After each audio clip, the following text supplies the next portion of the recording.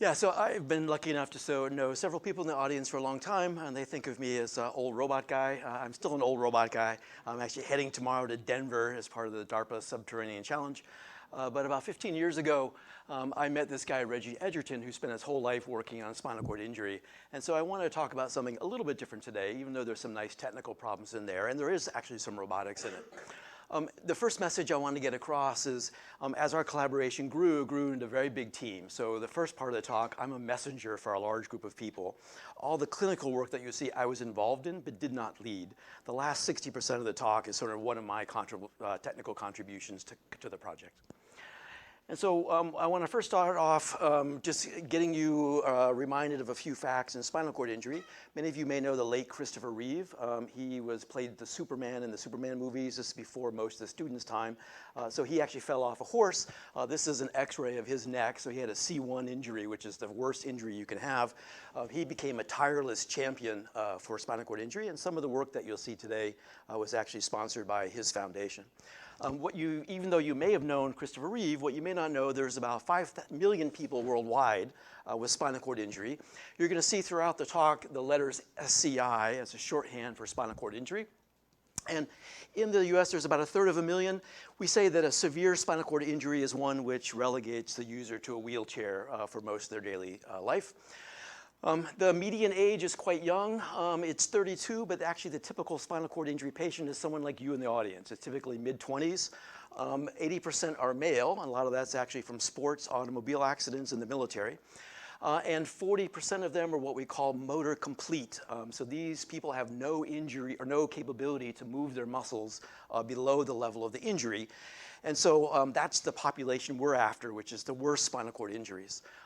You'll see occasionally in my talk today, in this community, they have something called the Asia scale, which rates the severity. Unfortunately, in spinal cord injury, A is the worst, and sort of B. So people with A and B do not have any voluntary control whatsoever. Bs have a little bit of sensation, and it goes down from there. That's the population we're interested in. So what most people don't know, unless they have a friend with spinal cord injury, is if you ask someone with a spinal cord injury, what 5 things would you like to have back after your injury? Actually, walking and standing is not top 5. So what they deal with most of the day are damage to their autonomic nervous system. So spinal cord patients typically use catheters. They die at 11 times the general population rate from bladder complications. They have to spend about an hour a day managing their bowel.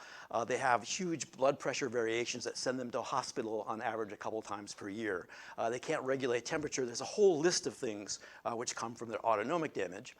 And because of that, spinal cord injury is a huge health cost to our community. So what's listed here, and this is about 7 years old now, is actually the extra amount of lifetime spending on spinal cord injury depending on when you were injured and actually the severity of your injury.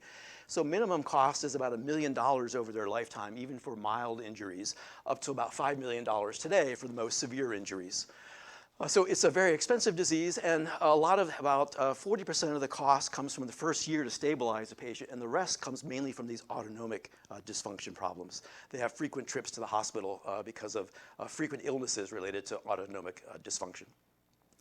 So I'm going to focus more on the mobility aspects today, but our team actually works on kind of the whole range of these different issues. So here's the cartoon version of spinal cord injury. So when you do something sophisticated like playing an instrument or athletic sport, you have direct connections between your cortex along what's called the cortical spinal tract to each of your muscles. And so in a major spinal cord injury, the cortical spinal cord tract is damaged. And so that's why you lose voluntary control. And in the worst injuries, what's called here are dermatomes. So each of these levels here corresponds to a vertebral level in terms of the muscle and skin actuation and sensation. So below this level, you basically have no voluntary control.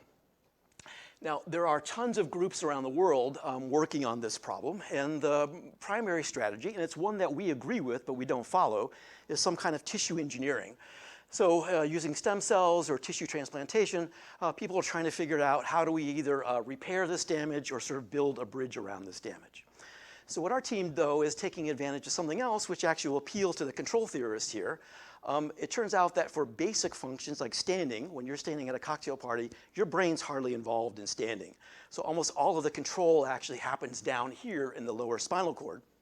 And so you actually have special sort of circuits related to postural control, and some of you may have heard of the word central pattern generator, which helps you sort of regulate the rhythms for walking, say, on flat ground. And so your brain then sort of turns these circuits on through a different track called the reticulospinal tract. And now, after an injury then, unfortunately, this tract oftentimes is damaged as well, and so these circuits can't sort of play a role, but they actually don't die. These circuits actually live for, actually you'll see in some of our experiments, for decades actually after the injury. And so what we try to do is to not reconstruct the entire nervous system. What we try to do is just actually tap into this lower spinal cord circuitry here and try to take advantage of the native control capability that it has. And so there's actually a lovely word in the old Russian neuroscience community which translates as automaticity. And so that the idea is that they're sort of, you might think of them as reflex loops here, but they're more complicated than that. And so the idea is we want to build now a spine to machine interface so that actually we can tap into these circuits and actually revive them. I'll talk about in a minute why we need to revive them. And then basically trick them into thinking they're talking to the reticulospinal tract to do very simple things like standing at a cocktail party or walking down a flat hallway. So our patients aren't going to go to dance lessons or do more sophisticated things, but it will allow them to do some basic exercise. Because the top mobility that spinal cord patients want actually is standing. So go to a cocktail party sometime and try to actually spend the whole night sitting in a chair having conversations with your friends. It's really annoying. And so just being able to stand in a social situation or to cook at home or do other things is important for them. So our early work is focused on standing, but we're sort of moving beyond that now. So this is the whole talk right here in one slide, so you can go to sleep after this. And so this is how we build a spine-machine interface. So the first part is based on spinal stimulation, and so what we want to do is to stimulate the nervous system down where all this locomotor circuitry is in what's called the lumbosacral spinal cord, right down around here. And so in the beginning, what we worked on was called epidural stimulation. So you may have heard of epidural during childbirth. So the idea is in the lower spinal cord, there's a gap between the dura, which is a thick sheath outside of the spinal cord, and the inside of the vertebral wall. And nature gave you this little space here so that when you bend over, you don't pinch your cord. So what we do is we actually open up the vertebral canal and actually then slip electrodes down into this space. We scoop out the fat and the stuff that's in there, and then we sew it all back up. And so now we basically have a phased array radar sitting outside the dura that we can use to talk to the lower spinal cord. So actually, I'm going to show you some of the electrodes a little bit later. So they're multi-electrode arrays, anywhere from 16 up to 32 electrodes that are independently controllable. More recently, I'm going to talk about this really fun technology that has a fun story behind it, where we can actually place electrodes on your back, and we can actually do much the same thing. We can stimulate into your spinal cord actually from the outside without a surgery as well. The second part is training, and this is how I got involved. So here's a simple idea. So the spinal cord gets injured. It grew up speaking Italian. We now shove this array in there shouting German at it. It doesn't know how to speak German. And so you do carefully titrated physical exercises so it can learn German and learn how to use our array.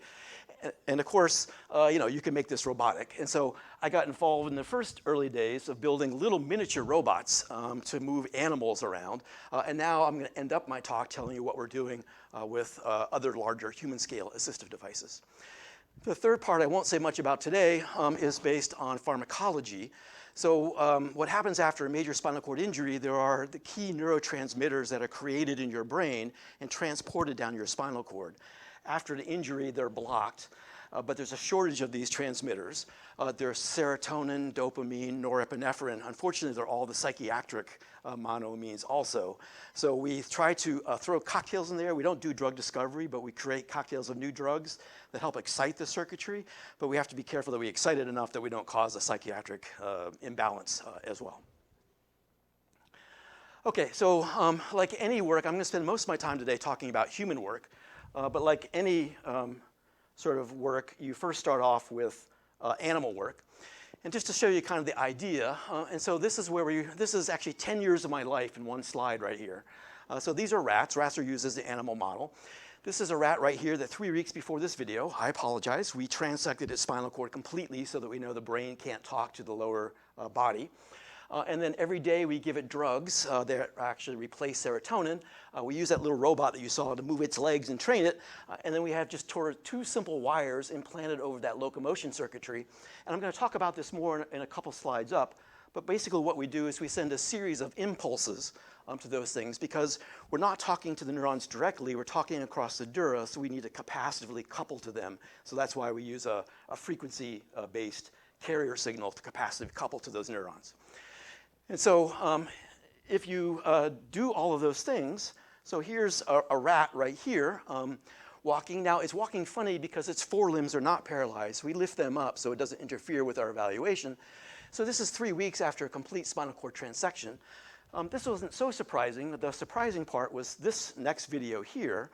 When you turn the treadmill backwards, it'll start walking backwards. So it actually shows you that a lot of the locomotor decision making really is in the lower spinal cord, at least in rats. They're just actually little white paint so the TV cameras can pick it up. Yeah. And the really amazing one was this one here. When I first saw it, is them walking kind of sideways. Again, the brain's completely disconnected. We actually put plastic between both halves of the spinal cord so we know the brain's not talking to the lower legs. So after that early work, I was already working on the drug part of this thing and the robot part. But after seeing this wire part by our Russian colleague, I'm a meat and potatoes engineer. So I'm like, if 2 wires are good, a lot of wires got to be better. So we worked for 10 years working on these microfabricated arrays. So this is a biocompatible material called Paraline. It's 20 microns thick. And we deposit about 3,000 angstroms of actually platinum and platinum traces here. So there's 27 electrodes here. Each of these electrodes blown up has a complicated geometry to improve charge injection and do a lot of other biological things. And so now we can actually stimulate at every segmental level of all the locomotion circuitry, and we can do it left, right, and middle. And so I apologize, this video is playing already, so I'll restart it. So here we're showing actually Yuri's 2 wires, and we're stimulating the same place with my electrode here, and you're actually getting much better performance. Now the key thing is, because you can actually now choose spatially where in the cord you want, you can preferentially turn on standing, or you can turn on walking left, you can turn on walking right. So you can actually modulate different circuits to actually get different kind of behavior. So we still do animal work, but this is about 10 years ago now, and based on this work, we were able to get the FDA to approve human studies for us. What's that? Is it just on and off? I'm going to talk about that right now. Yeah. And so that technology at that time was not ready for human studies, and so we were able to repurpose an existing technology. Many of you may not know about it, but it's fairly popular these days. People whose back pain is so severe that it can't be treated by drugs or surgery, a number of companies build these epidural electrode arrays. This is one by Medtronic we've used with 16 individual electrodes right here. The 18 wires, just 2 grounds, come out. You implant this in the epidural space. This is a CT scan on the surgical table of our first patient. You implant a battery pack inside here which charges this thing, and it also actually has a wireless control, and I'll talk about the control signals in a second. And the way this works is that for the pain application, you put it where the pain is located. For our application, we implant it exactly over this locomotion circuitry. And for the pain application, as I said before, we use a pulsatile waveform. And you can choose which electrode is on, and then each electrode that's on, you can choose whether it has a positive going polarity or a negative going polarity. And then you can choose the frequency and the amplitude. So for pain modulation, you actually run this at about 1,000 times per second. The mathematics of neural stimulation tells you that will actually deaden the transmission of pain. For our application, we run it about 20 to 30 times per second, and the math tells you that will stimulate these circuits so that they'll get going again, so we kind of revive them. Yes?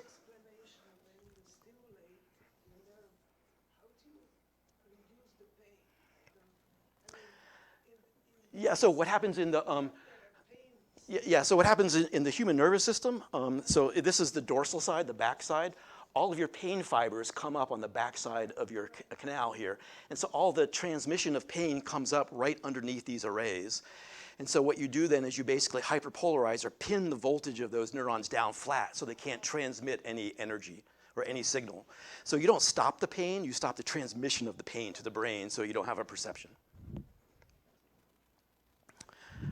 All right, so our first patient I'll talk quite a bit about. I can't talk about all our patients because of medical privacy reasons, but he's agreed to go public. So he was an elite athlete. He was the NCAA Division I National Championship pitcher. He had a contract to go to the majors when a car hit him and crushed 3 vertebrae, and actually the guy left him there for dead. He was found by the postman the next day. And so he was completely paralyzed from here on down. And so the way we did these first human studies is we use each patient as their own control. And so we work with a clinic in Louisville run by Susan Harkema. She's the world's expert on what's called locomotor training.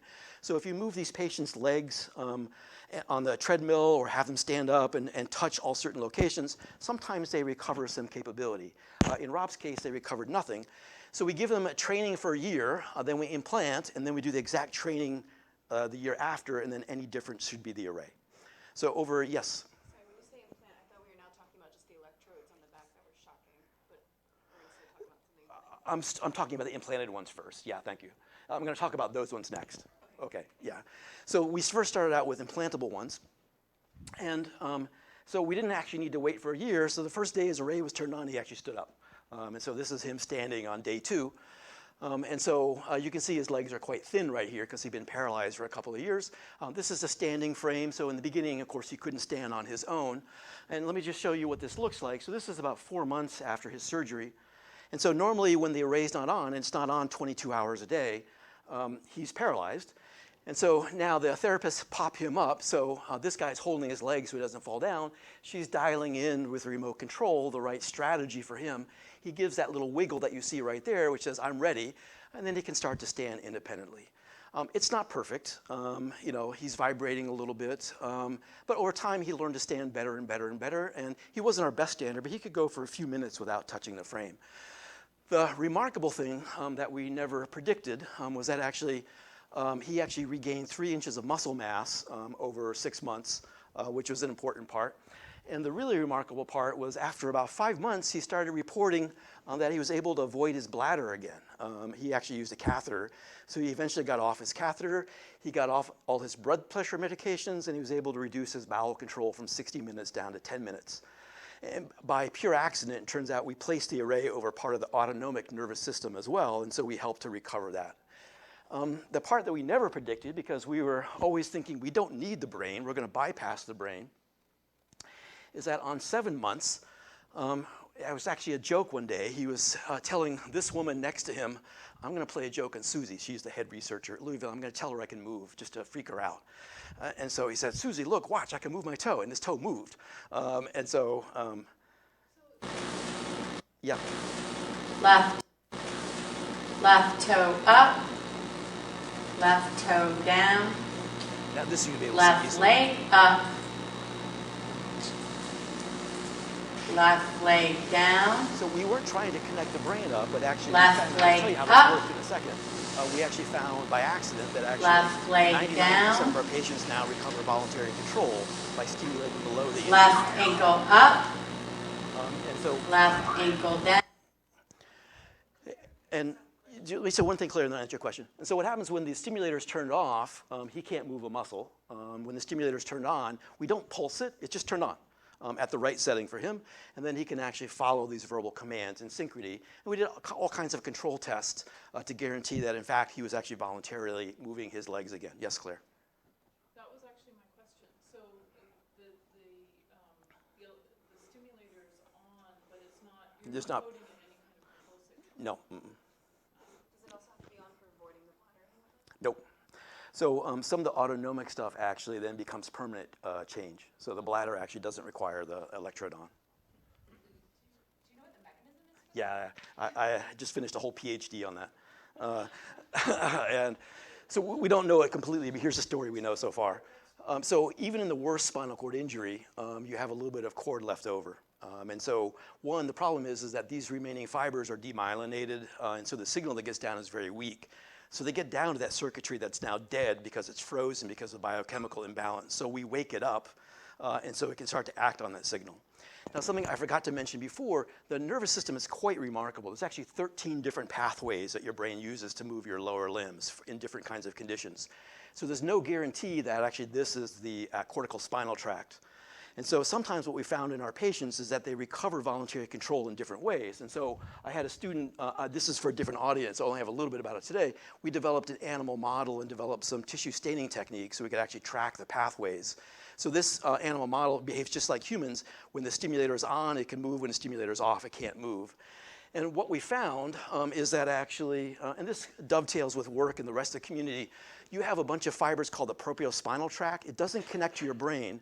These fibers are very promiscuous. They like to talk to all kinds of neurons. That's their job.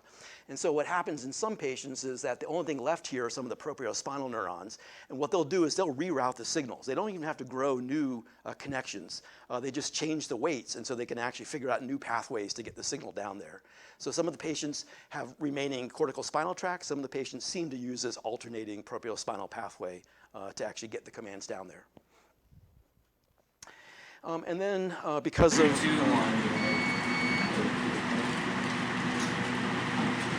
So here's now Rob being able to take some voluntary steps. So many of our patients now can start to step. They can't support themselves. They need some kind of weight support because the vestibular balance is kind of important. So after Rob, I was involved in sort of 4 more patients. So this is our second patient. He was our best voluntary control. He crashed a motorcycle accident and actually snapped his neck and was completely paralyzed from here on down. And this is sort of 3 months after his array was turned on. He could do actually quite excellent voluntary control. This is another patient who also was a motorcycle accident. And so here what we're showing is that he's using the stimulator to stand. Yes, he needs a little help, but he can even now do coordinated motor activities like bounce a ball against a wall and do other things which he couldn't be able to do before. Now, in Louisville, and then also a couple other groups that we taught have now been going on and taking this technology and have recently been getting much more consistently people starting to walk. I in some ways regret that I don't continue with this work, but what I've been focusing on is a whole new technology that I'll talk about next. So this has now been tried at several centers around the world and on a couple of dozen patients and has pretty much, what's that? These arrays, yeah. Has kind of 100% reliability right now for recovering motion. I have some patents on this, yes. Yeah, the whole group has some patents, yeah. So this is a lot of the technology I work on today, and there's a really great story behind this. This is actually part of a Russian doping scandal. Yuri Gerasimenko is a well-known neuroscientist in Russia. He actually runs Pavlov's old lab in St. Petersburg. He actually has the space where Pavlov did his dog experiments. And so he was a consultant to the elite Soviet teams, and he knew about the head physiologist of the high jumpers and volleyball players for Cuba and Russia. And the doping part is the head physiologist figured out a way to use surface electrodes. It's called TENS, transcutaneous electrical neural stimulation. It's 70-year-old technology. It's used by a lot of elite athletes after a severe workout. They'll put these things on, and the high-frequency stimuli actually deaden the nerve cells so that it actually relieves pain.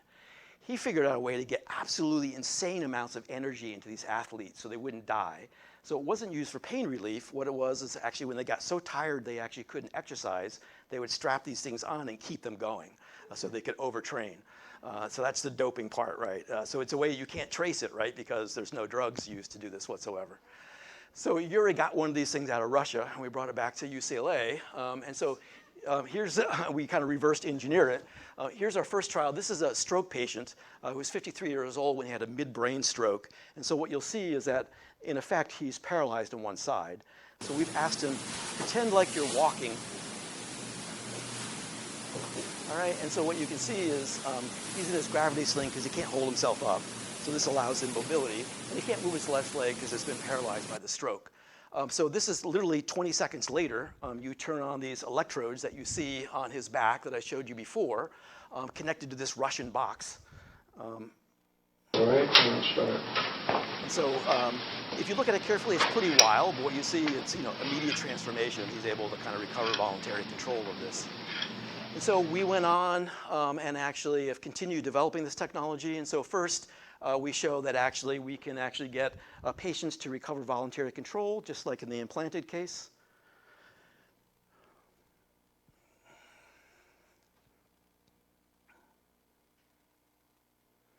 So it's slow, and that's one of the reasons is you're using all these different pathways. And then we're able to get paralyzed patients to start walking kind of in an air kind of situation. And then we were able to get actually 9 out of 10 paralyzed patients to be able to stand independently using this technology without a surgery. And then this video I'll show you right here, this is where we were about 8 or 9 months ago. So this is a young man who had been paralyzed for 4 years. You'll see these wires coming out of his back. That's actually the electrodes going up on his back there. And then what you'll see is this guy over here out of screen is titrating up the sort of stimuli. And so at a certain point, what you'll see is his nervous system really kicks in. These are actually muscle recordings right here. So this actually has 3 electrodes on his back. Yeah, just 3 electrodes. Just EMG. Yeah, just vanilla flavored EMG. So this is not using the implanted Nope. device as well. This is Just surface electrodes, yeah. So there's a couple of secret sauces. So secret sauce number 1 is it's a multi-frequency. So high frequencies deaden the pain, so you don't feel the high currents going into your body. And then the low frequencies, you can actually penetrate to the spinal cord.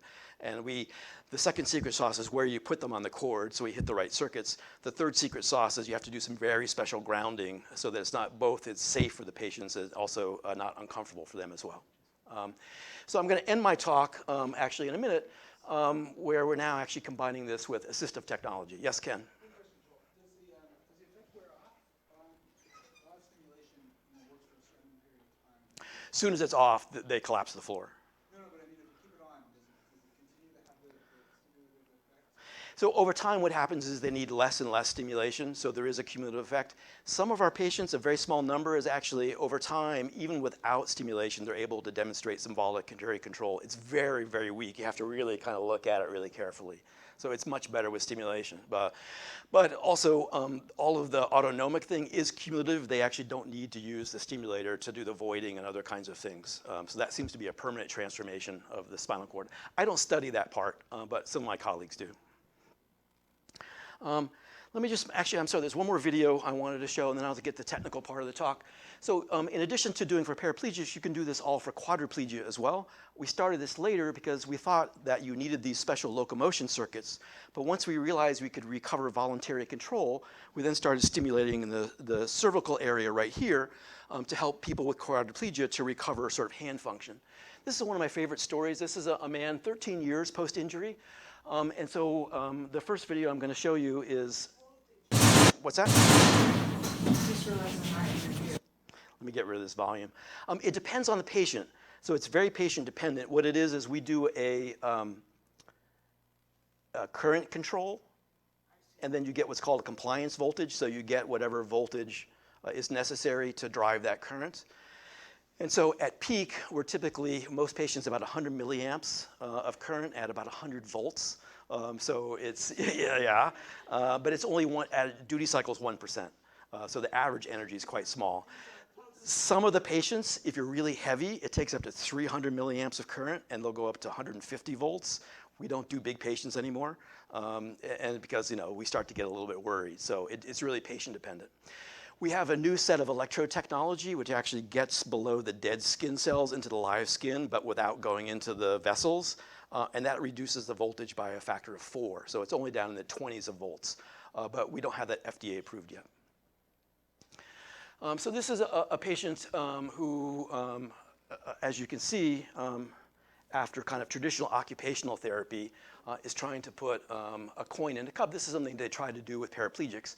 Why would they want to do that? What this man complained about, and what he loves us for, is he can't go to the bank. He can't use an ATM because he can't grab the card out of the ATM. So he can drive. He has a car which is set up for driving. And so every time he wants to go to the bank, he has to get out of his car, go in the bank. Or he first learned the hard way is that he couldn't get the card out of the ATM. It would swallow it, and then he'd still have to go in the bank and get them to open the ATM and get the card out. And so here, I'll let this movie play. I've seen this movie before. I can tell you he never gets the coin in the cup. But now, after 3 weeks of using these external stimulators over the cervical area, he can now, so he'll drop it that one time, and then you'll see he'll be able to reliably sort of get it in the cup after that. And so now he can go to the bank and actually get the ATM card out 100% reliably. And so he's very happy with that. Okay, so what's the technical problem here? And so here's the technical part of my talk. I ran a little bit over, so I'll try to shorten this as much as I can. As an engineer, one of the problems we deal with is what I call the personalization challenge. And so we can now build electrode arrays of just dizzying complexity, all right? So for example, in these 16 electrodes here that we used in our first human studies, we now use 32 electrodes. If you just look at the number of off, on, or floating, so each electrode can be off, it can be positive on or negative on. There's 43 million combinations of electrode patterns. And there's more combinations of voltages and frequencies and currents and other kinds of things. So there's an enormous space to try to actually find the right stimuli for each patient. Now you may say, well, each patient should be the same. What we found out is that actually every patient is quite different. So what stimuli they need is quite different. And so when we first started, it was a kind of hand laborious challenge to actually figure out the right stimuli for each patient. So one of the things I thought about is, okay, can we actually use control theory to actually figure out how to optimize for each patient? And what we also found is that actually over time, the spinal cord is plastic, so the optimal stimuli changes on about a monthly basis. So you have to continually do this, which just means there's even more motivation to figure out an automated technique. And then finally, the only way we can scale this technology without this automation technology is by trainers to train other trainers who train other trainers who train other trainers, how to do this, which is not scalable. So what my group's been working on for almost 10 years now is techniques to automate the optimal selection of these electrodes. And so I'll talk about the two approaches. So the first approach is I'm an engineer. I want a model.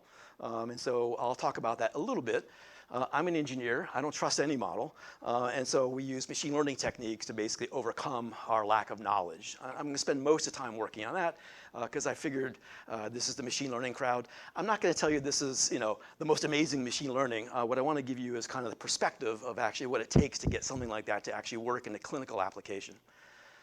So here's kind of the idea. So you have a electrode array, and you apply a stimulus to your subject. I'll come back to that in a second. So then you make some kind of observation. And then what you want to do is to figure out, should I keep using the same stimulus because the patient seems to be responding well, or should I, at the risk of pissing the patient off and choosing a bad stimuli, but try something new that over time might actually give the patient a better experience. And so this is the classic exploration-exploitation trade-off. It's a little bit different here because we have to worry about therapy in the loop as well. And so we first started out at formulating this as a classic Bandit problem. So I think, who here has seen Bandits before? Okay, lots of people. So I apologize for the next slide. This is the cheesy slide I use for biologists. Just like going to Las Vegas, the reason spinal cord injury is the same is in Las Vegas, you start with a certain amount of money. We have only so much time. We have a limited time with each patient to try to tune up their therapy. And so in Vegas, each of the slot machines is programmed with some payoff. You don't know the mean or the variance of the payoff. So for us, each slot handle is like one different electrode combination. We don't know the mean and the payoff of the spinal cord before we do this. And so what we'd like to do then is to figure out some feedback strategy so that actually over time we can find the jackpot or find the best therapy for sort of the patient. And again, many of you have seen this before. The standard idea that people use is to what's called the regret. And so what we'd like to do is come up with an algorithm which minimizes the total regret. And the total regret is every time I pull an arm or every time I use a stimulus, if I knew the optimal stimulus, what's the difference between the actual performance that I got and the optimal performance, which I don't know. That's called the regret from choosing that one. And then the total regret is the sum of this. And I'm just mentioning here because it'll show up in a few of the slides a little bit later.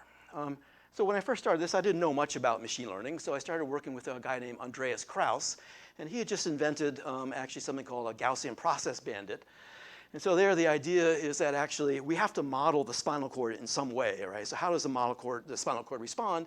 So one way you could propose is to say that the response of the spinal cord can be captured by some Gaussian process function. So the idea with the Gaussian process is not that it's a bell-shaped Gaussian, but actually that the correlation across points in the function are Gaussian. So these are all draws of Gaussian process functions right here. The one knob you have in a Gaussian process model is actually what's called the kernel, which says if I measure a response right here, how do responses to nearby stimuli correlate with this response? So this can be really narrow, which means I don't trust that I know much about the model, or it could be really wide, which says I can extrapolate my responses very widely. So the reason people love Gaussian processes is that actually they come with a really nice algebra. Those of you who've taken common filter courses, basically a Gaussian process is you use the joint Gaussian process theory that you develop common filter with.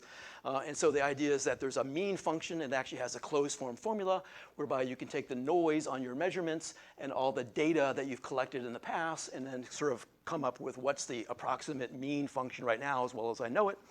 And the reason lots of people like to use it is there also comes with a covariance function, which says how uncertain am I about my current knowledge about the response function, which again has a nice closed form formula. In some of my conversations today, I heard that many of you here are also using upper confidence bound algorithms. And so the reason I like it is that actually it comes with a handy tool which says how do I trade off exploration and exploitation. And so basically the idea is that every time, if I know the past stimuli, I compute this mean and variance function, and then I sort of say, well, the next stimuli I want to choose, I'll optimize over some combination of exploitation and some combination of exploration. This is the unknown part. And then you have to design this knob very carefully, how it varies as a function of time, so that actually the algorithm kind of converges. So I went through that quickly because here's the cartoon. So now imagine what I have is I have a linear array here, and I want to put just a single electrode somewhere along the spine. And so how do I actually choose that? And so in the beginning, I assume I know nothing about the spine, so its response is flat. And I also assume I have very little knowledge in general, so this gray here is the uncertainty that I have. So basically, I say I don't know squat. And so when I first start off, what the algorithm says, okay, just start exploring.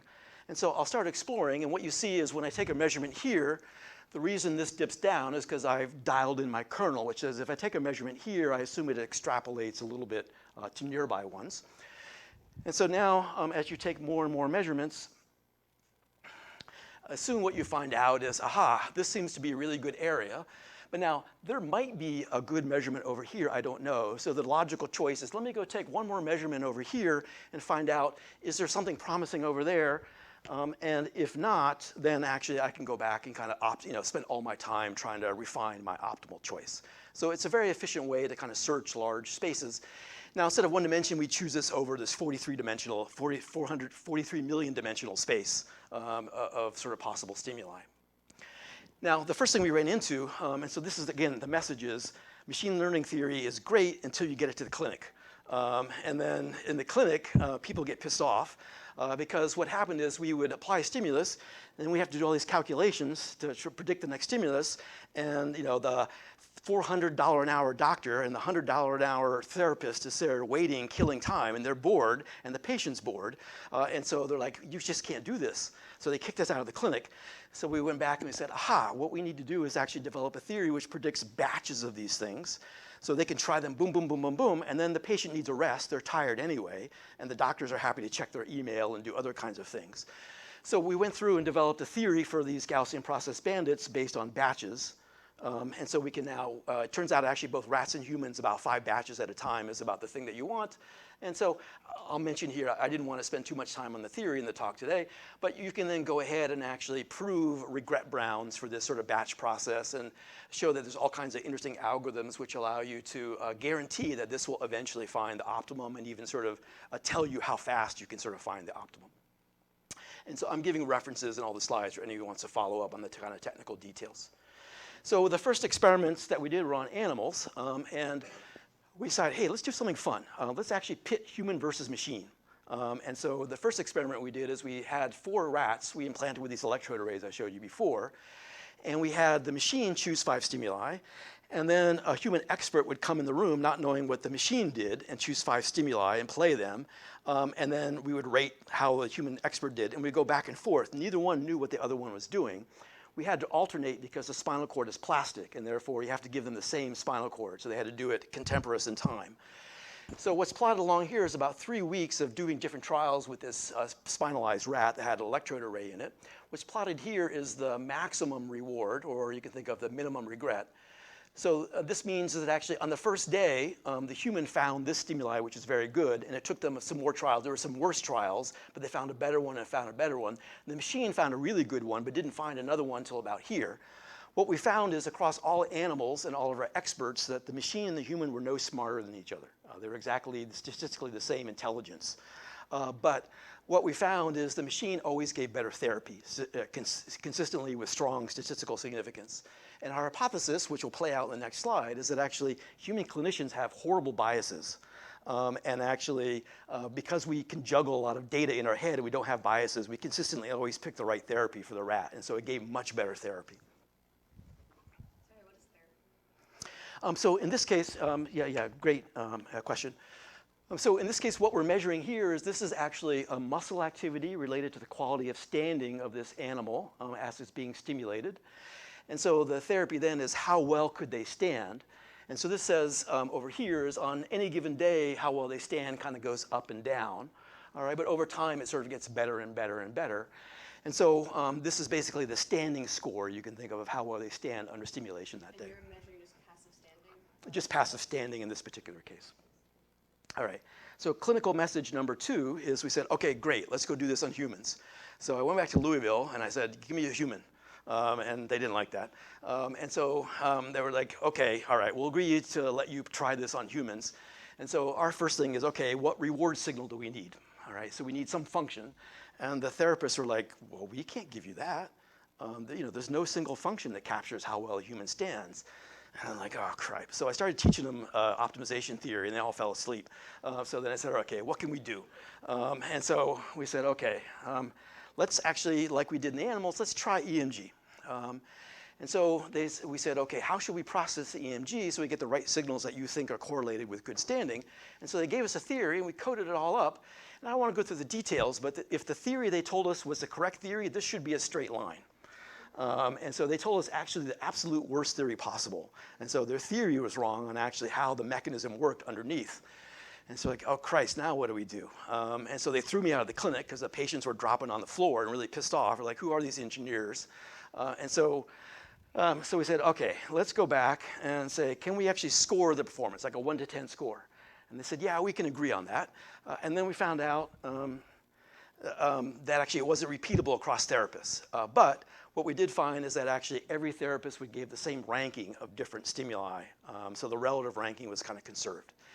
So my student at the time, Yanan Sui, actually had been reading the thesis work of a guy named Yisong Yu, who turned out actually Caltech hired independently of me soon after that. And so we've been collaborating together. In his thesis, he developed something called a dueling bandit.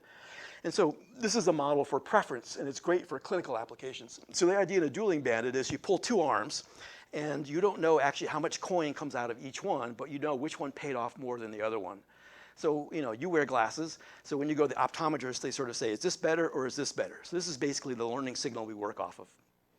And so the way this works in practice is instead of actually trying to model a function over the spinal cord, what you do is you have a big pool of all the different possible stimuli, and then you actually start dueling the stimuli against each other.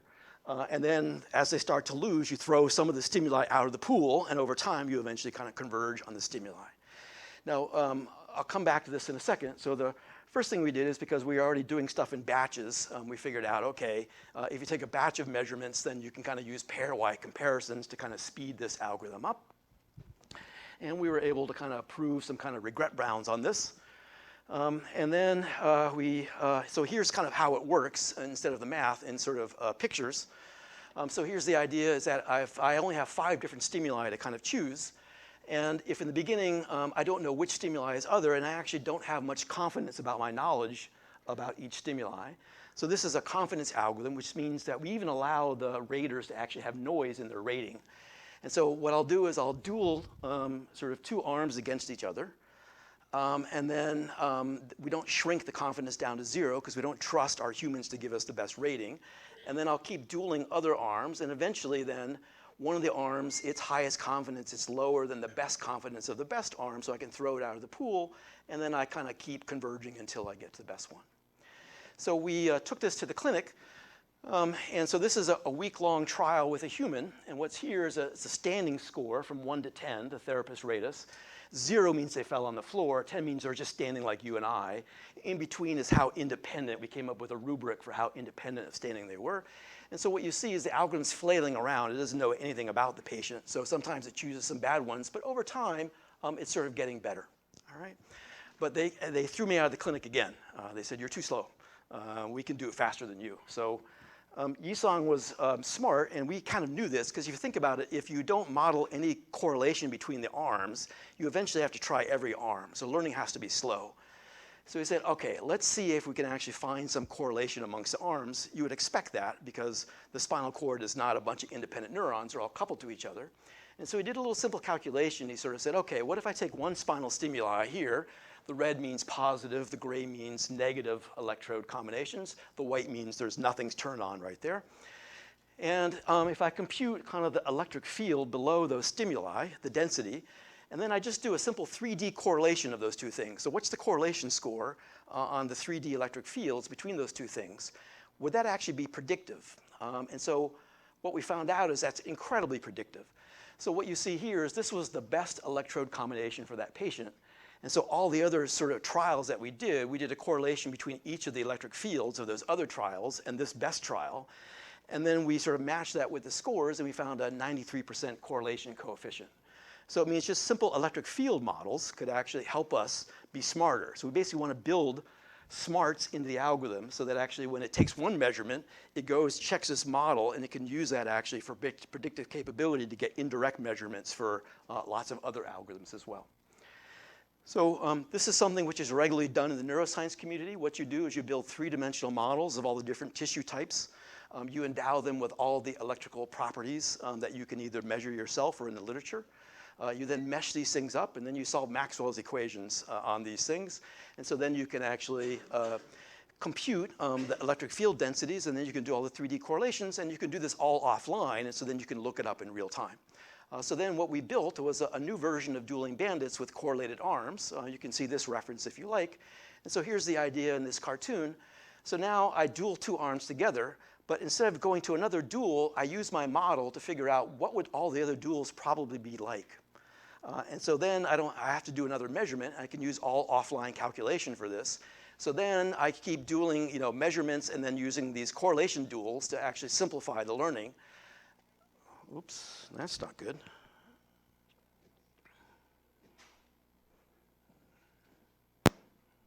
We may be done prematurely. There we go. And so I'll just sort of jump to the punchline. And so we went back to the clinic, and when we used this model, we actually learned to optimize at a 3 times faster rate. And actually, in 1 week, we actually found the optimal stimuli that took the therapist 3 months to find. And so they're still pissed off at us, but for different reasons. And so, but at least we showed success there. So I'm almost at the end of my talk. Let me just sort of say a few other things. So again, we've been advancing this. There's some newer algorithms. I won't go into the details that are more complicated and have better performance. So this is a 32 electrode array that we implanted in a quadriplegic. And so this green line here is the best performance that patient had over 2 years with therapists. And how do we measure performance in this case with the quadriplegics? They actually have a spring-loaded gun. They just squeeze, and so we just measure the forces that they have here. And so just 1 day a week for 30 minutes, over about 5 weeks, we eventually learned stimuli that were better, and on average about 70% better than the best human could do in 2 years, just in a couple of weeks of part-time work. And so part of the problem is that the humans aren't always trying to optimize, and the second is they told us, we're just really afraid. There's so many damn electrodes there, we don't know what to do with them. And so this is perfect for machine learning, because the machines aren't afraid to try things. So let me just end up my talk with what we're kind of working on right now. So the obvious thing to do next is, well, could we take this spinal stimulation and actually couple it with assistive technology? So this is an early experiment. This is, I can say his name, this is a remarkable guy named Mark Pollock. He was blind at birth and then fell out of a 3-story window and became completely paralyzed. So he bought himself his own exoskeleton. So this is from Kazaruni's first spin-off, Exobionics. And so what you see is this Russian box that's connected to his back. So we're stimulating him while he's walking. So one thing to keep in mind is this guy's blind, so he actually can't see where he's going. And while you're watching this, what we did also is we ran him through a series of trials of 50 steps, and we measured actually how much energy is required to move him over the 50 steps. And when we turned the stimulator on, it only took about half the amount of energy to move him. So he's in effect moving himself part way. And so now this shows the potential to kind of couple these two technologies. But right now they're completely uncorrelated. One's just turned on and the other one's turned on, and there's no kind of collaboration between the two. So our current work on the theory side is trying to address that.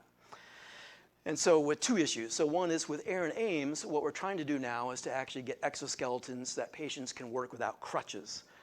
It's a long story I'm happy to talk about later, but using crutches is absolutely the worst thing you can do with a spinal cord patient in terms of rehabilitating their spinal cord. But every current exo uses a crutch.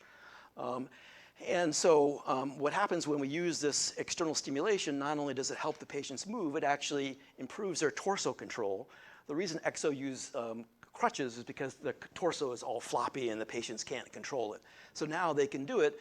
And so this is a company that Aaron's working with and I'm now working with called Wandercraft in France that produces exos that don't need crutches. So they're big and bulky, but we're trying now to bring these two technologies together so people can start to use exos in their daily lives to actually go shopping and do other things where you need your hands free, so you can't use sort of crutches.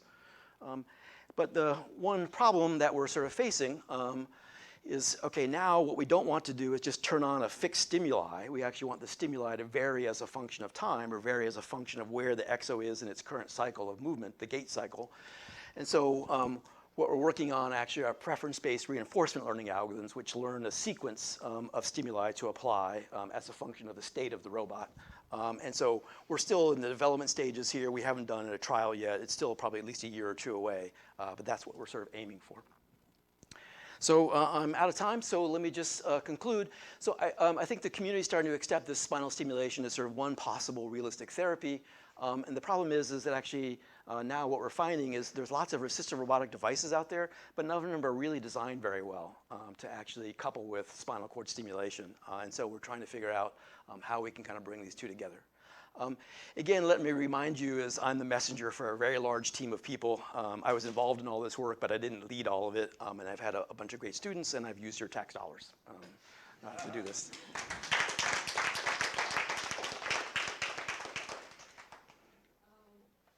Sure, I can moderate questions.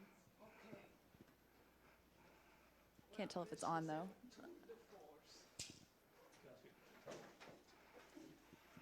So Joel, this is fantastic work. But as a young researcher, if you were to get into a new field like this, it's super hard, right? So I was talking with some people today. So two things is I did this after tenure. So there's issue number one. Issue number two is it's common sense. You have to find the right collaborators. Not all biologists are very open-minded, and not all clinicians are open-minded. The third one is you have to have a really thick skin, because the first papers you send to journals in this field, they'll kick your ass. And so that's the message I have for you.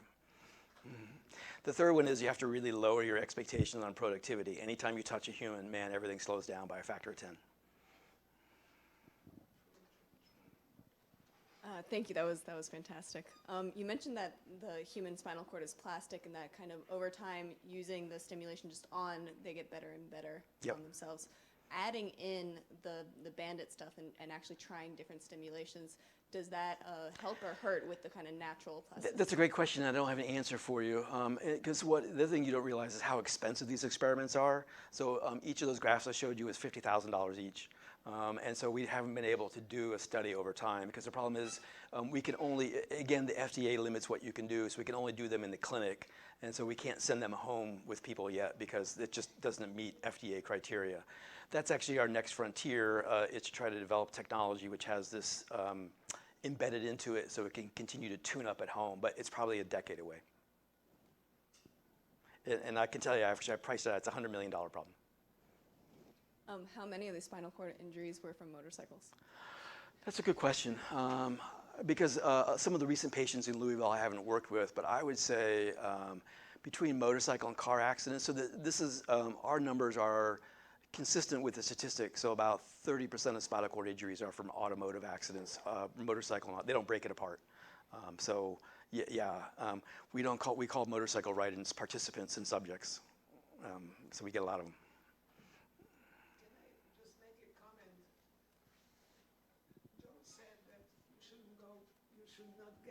This until tenure, I agree, and then how difficult it is to work with people. But for the sake of the students, I want to tell you that the cause is so noble that you should not give up just because the problems are hard and it's a long road. You have to have a long-term commitment to the thing. And, you know, Yeah, I've been don't working give on up. this for almost 20 years now, and it's always been a hobby. You know, I appreciate you guys giving me an opportunity to talk about it. I love to talk about this project, you know, whenever I Yes. can. And And to further frighten the students, there's no money in this field. There's no appreciation, no nothing. But once you see a patient stand, you can't ever go back. that's the point. Yeah. You get the feeling that you are helping humanity, and you guys never know whether you will not need this technology. Yeah, sure. Listen, I know it's late. People have to take off. Feel free to take off. I'm happy to stay and answer as many questions as people want. I'm not going anywhere, so. In terms of like just general deterioration of the nervous system, my dad once had a cast on his ankle for 6 months, and then afterwards he couldn't stand on that leg anymore. It's a very common So situation. do you find that the length of time that the person has been paralyzed affects their ability to respond? We haven't found that yet. We've never tested beyond 13 years yet, and we actually haven't gone less than 2 years. And the reason we don't go short is because the biochemistry of spinal shock after the injury is not fully understood, and so we could cause damage if we try to do it too early. The too late one, the one thing we did find though, but it's similar to your dad with the cast, is that we have to get them engaged in physical therapy much longer so that they're ready to take the rigors of these tests and therapy. Especially when we learned that with the first couple of patients, they would do these tests for an hour and they would immediately go home and take 4-hour naps because they were so exhausted. And so what we find with some of the patients is you have to, without stimulation, you have to get them involved in therapy first before they can even take it. And one other thing is I didn't get a chance to talk about it, but because of the blood pressure abnormalities with spinal cord injury, many of the patients have below blood pressure, especially when they stand up. They're not used to standing up, and also all the valves in your heart system, because you're not standing up all the time, lose all the capability. And so a lot of them, what happens also is they stand up and all of a sudden they get dizzy and we have to lay them down. And so Susan Harkema, the woman who's a remarkable researcher at Louisville, then found a way to use these arrays to basically plump the blood pressure back up. And so now they're being used for blood pressure control also.